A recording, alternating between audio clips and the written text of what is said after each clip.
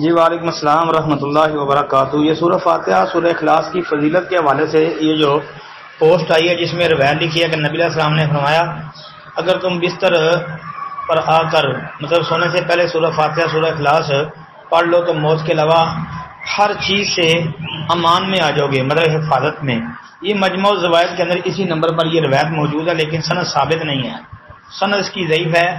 مجموع الزوائد کے مصنف جو ہیں انہوں نے اس روایت کو نقل کرنے کے بعد ساتھ ہی لکھ دیا ہے کہ رواہ البزار، کہ اس کو امام بزار نے روایت کیا ہے، وفیہ غسان بن عبید، اس میں غسان بن عبید وہو ضعیف، اور وہ ضعیف ہے جی۔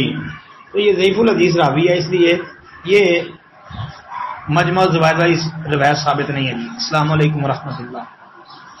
ویسے سورہ اخلاص کا پڑھنا یہ ثابت ہے جی، جس طرح کے تینوں کل رات کو پڑھے جاتے ہیں، سورہ اخلاص، سورہ فلق، سورہ الناس، تو ان کا تین تین دفعہ پڑھنا سونے کے وقت، سونے کے اذکار میں یہ چیز ثابت ہے جی۔ السلام علیکم ورحمۃ اللہ۔